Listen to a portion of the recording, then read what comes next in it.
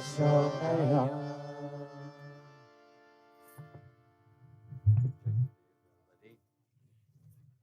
have to start a little bit later today because we have a very strange weather here. One moment is raining very much, the next moment is super hot, everything is dry. And but I was wondering, in the morning when I saw that it was raining, how many people will turn up? And you all are here. Wonderful. I will start by singing one bhajan. I would like all of you to participate, but I know it's quite difficult. Actually, that kirtan is about how everything in our life is the presence of the divine. Without him, nothing is possible. But very often we forget about that, because of the I, me, and mine. I am doing that. I am doing this. This is mine. Our ego is so big, what we forget, the essence of our life itself is God. Do you think without life you will be able to do anything? Nothing. All the five senses itself will not work without the essence of life inside of you. And this is a principle of our life itself, to realize that life is the most important thing. If you ask somebody which is having a terminal illness, what is the most important thing in your life? What the person will say? I want to live. Everything else becomes secondary. Relationship becomes secondary. Wealth becomes secondary. Everything else becomes secondary. What becomes more primary in your life is life. I want to live. That moment you come to the point of realization, oh, my life is very important. But then what's the use of it? It's become useless. When there is no time, then you start to realize, now I want to live. But when life was pumping inside of your body, you are using it, doing other things, wasting it. You didn't even take a single time to get to know who you are truly. Yes, if I ask you, who are you? Everybody will say your name, no? Who are you? Pedro, Gonzalez, Maria. No? We know only the name outside. But who are we in essence? Who are we truly? Who can say who I am? If I ask, you have a big CV. I have studied this, I have studied that. I'm diploma, I'm engineer, I'm doctor, I'm this and that. But as a human being, who are you? As an essence, who are you? Difficult, huh? Because you have never taken time to think about that. We have to enjoy, we take time to do everything else which will keep us away from that reality, which will distance us from that love. But the essence, the truth, what is the most important, we don't take time for that. We say, yes, later on. When we have time, we will do that. When we come to spirituality, I remember when I was talking when I was small with my grandma. My grandma told me, why are you wasting so much of your time? My own mother told me that, why you waste so much of your time on the spiritual path like that? Why do you disturb God so much like this? I didn't know that I was disturbing him so much, but my mom knew about it, but I was disturbing God so much. I said, have better things to do. I agree.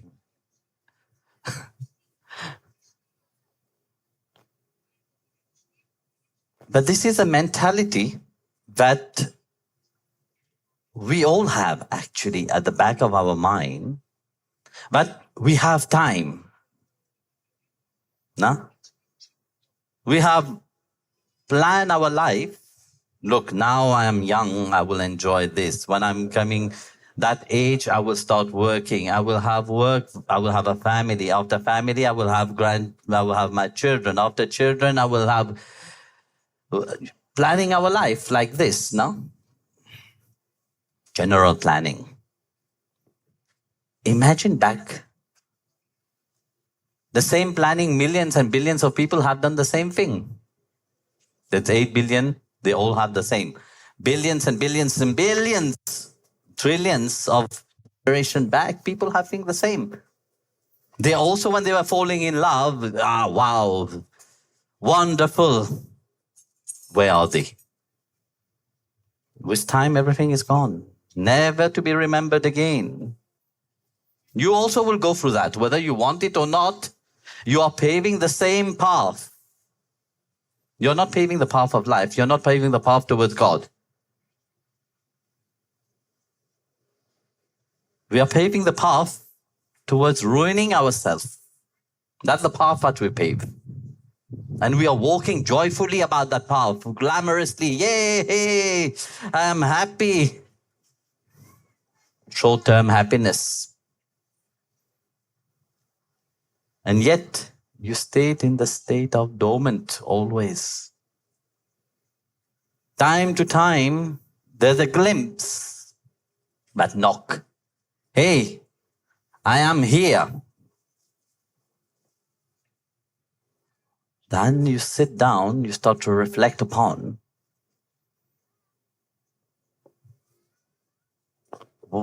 what is that part of me which feel unsatisfied always. Which part of me, what I feel, I'm not that happy. You face your truth, you face the reality. You're telling it to yourself, yes, I am not happy. Outside you will pretend to be happy. But when you are faced with yourself, that is your reality. That is your truth, no? And that truth you don't need to tell to anybody. You don't need to go around and say, look, I am the most miserable person. I'm the most unhappy person.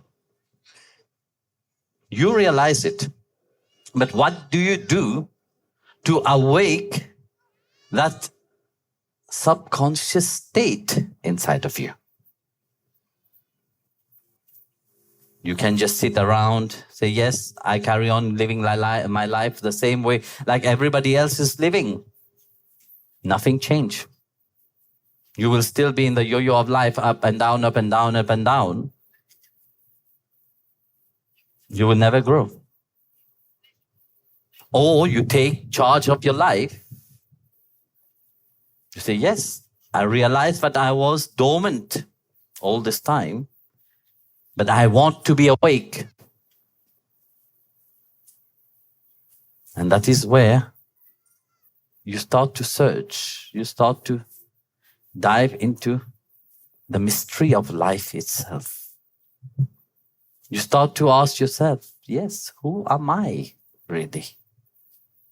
Why I have that feeling time to time? Otherwise, how is our mind?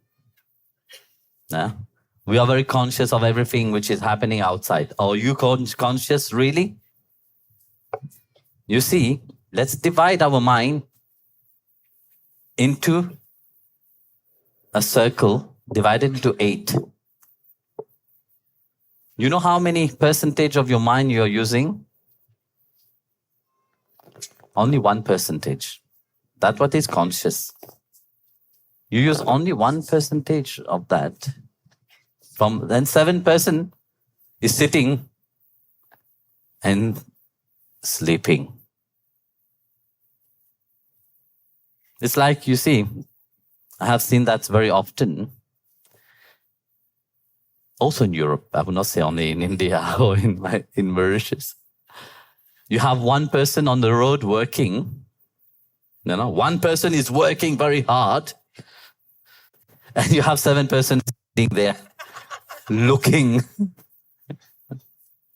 Have you seen that? Have you done that?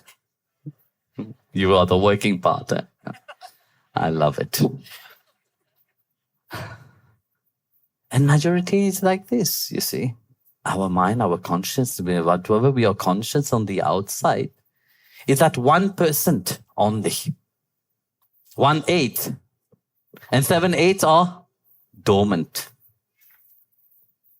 And that's what we, on the spiritual path, we try to awake that, no? That potential itself. But to awake that potential itself is not an easy thing. You know, the marketplace is full. You can do this meditation, you can do that meditation, you can do this yoga, that yoga. Yes, it's good. But you have also to learn to work upon yourself. You have to learn also to work upon, all the yogas are good. All the asanas are good.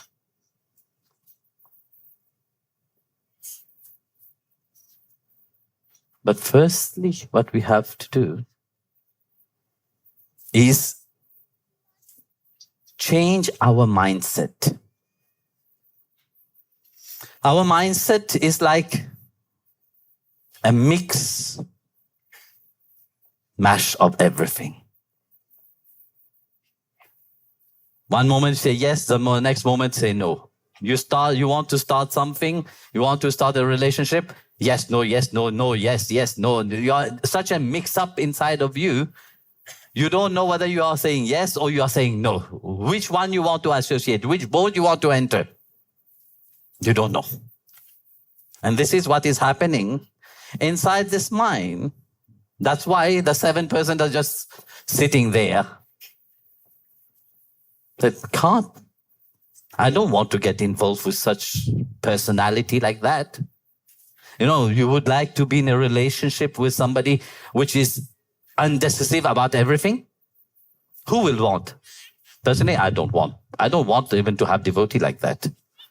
You see, that's why we take time to initiate a devotee. Some, except this one here. It takes time, no? A relationship takes time. You have to be sure, no? Nobody wants to be in a relationship in somebody which is indecisive. One day you are in a good mood, you say yes. In a bad mood, you say no. And vice versa. Throughout, in a day, you change 15 times your mood. Do you know how terrible it is for that person to be with? Very difficult. And I see some people, they don't even want to say, yes, I agree with you. But it's written on the face itself. I know very well, Swamiji, what are you saying right now? Don't say it, otherwise it will be only one way. That is primary. You have to know clearly which boat you want to step in. That must be firstly into your mind. Otherwise, by confusing yourself, you will confuse everybody else. And you will not achieve anything, whether it is spirituality, whether it is relationship, whether it is in the working material world also. You will not achieve anything. And I guess that's what you want to achieve firstly, no? So you have to put that order inside of your mind. Second, you have to be determined. Determination is important. Commitment is important. When you commit to something, honor it. So which means honor your commitment. It's not that you say something, you're committed to it, and yet you do something else.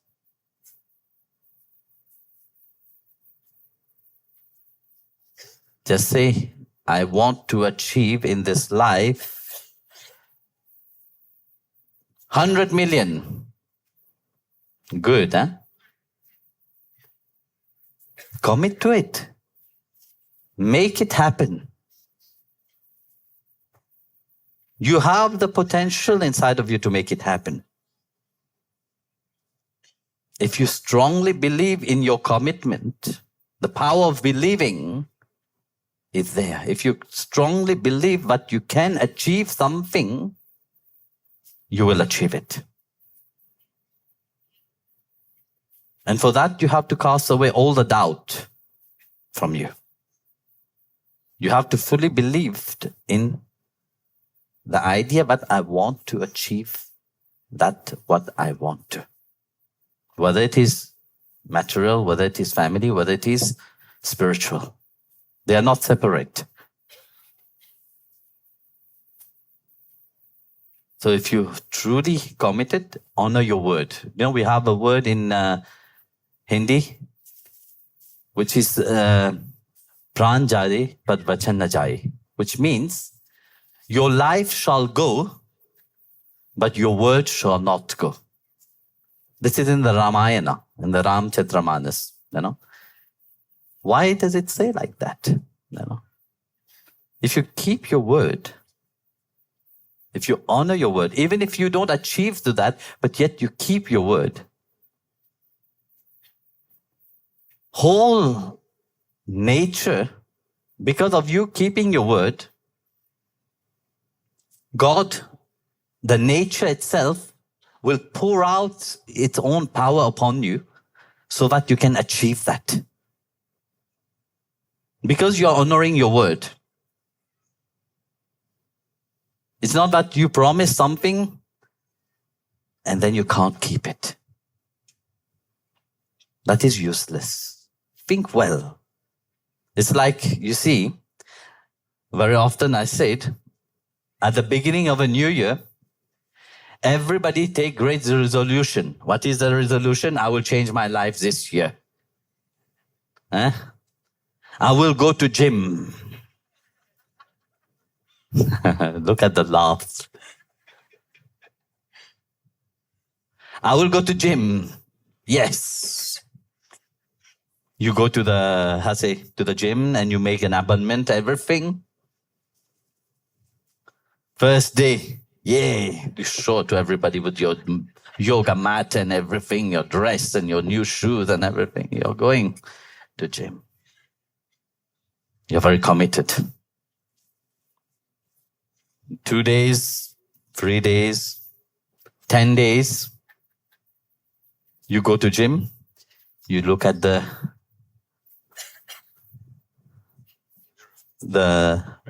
no, not the mirror, the machine. I don't know what they call exercise thing. I don't know. Well, gym people, tell me, what do you call this? Not the teacher. Why you to go look at the teacher? I hope your husband is not around. So it was you.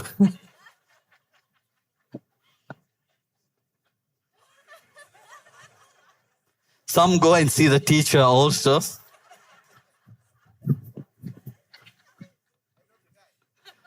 You can know the guy, but the guy, I hope he's not here. I don't want to go into detail about that. This you can deal with your wife afterwards about this. It's good you know about the guy. So some people go and see the teacher. I'm not talking about the teacher. I'm talking about the machine. So after 10 days, you look at the machine and said, yes, I went to gym. You didn't use it. So after 6 months, no, you didn't. Yes, I've been to gym, but the resolution is that. You know that you will never be able to keep that promise. Why you promise?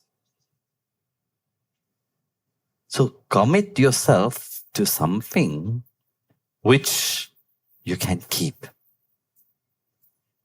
And that is the honor, actually. When you can keep that commitment, God will help you.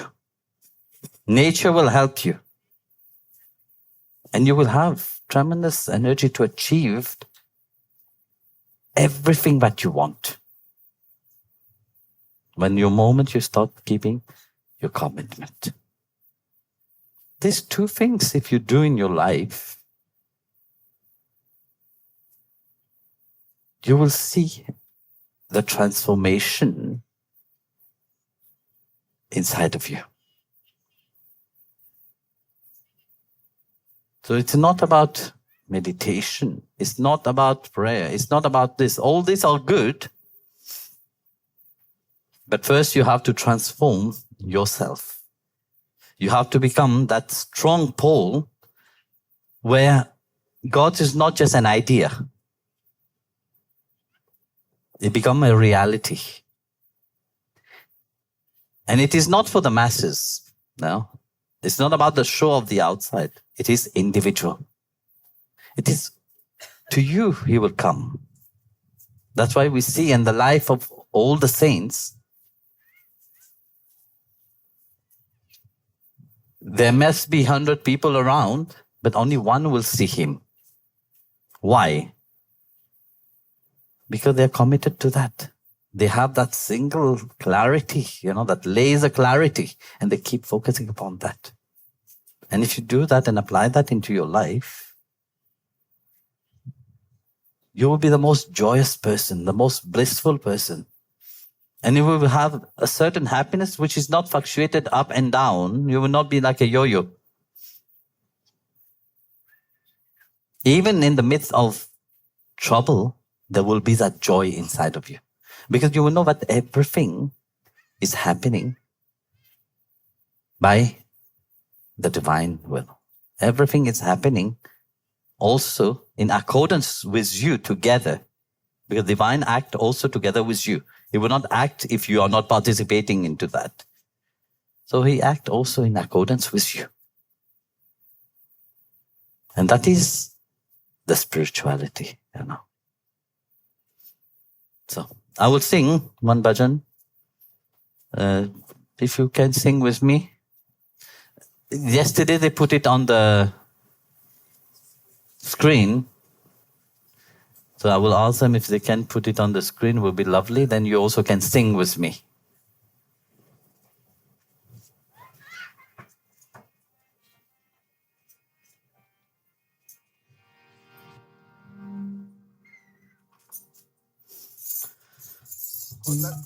Sadhguru Maharaj ki.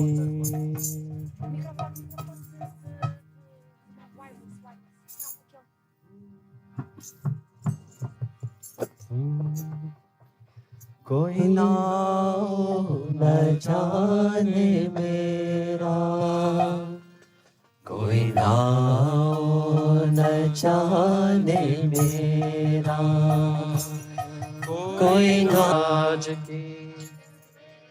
I don't know whether there was a translation of that. It's so beautiful, the translation of it, which means just the first part said, nobody even bothered to know my name. Actually, it is true. Who are we,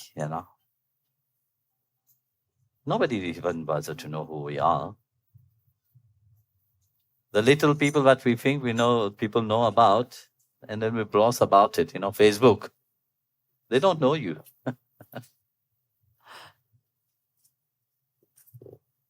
The saint said, it's only through his grace that everything happened.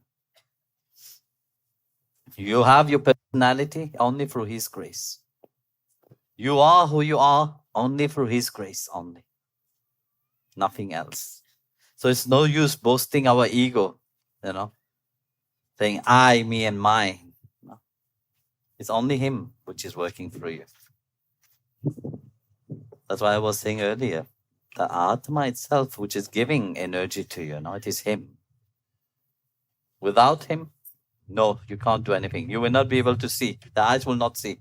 Without him, you will never be able to hear, to talk, to do anything. It is only his grace itself. And that we have to become grateful about it.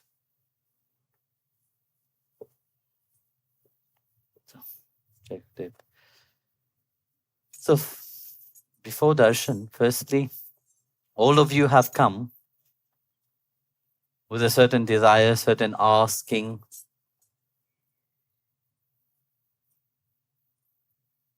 I will ask you firstly to close your eyes.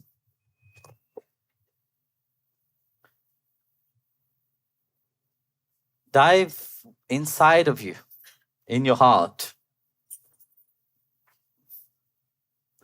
and open up. Ask whatever you want to ask to God.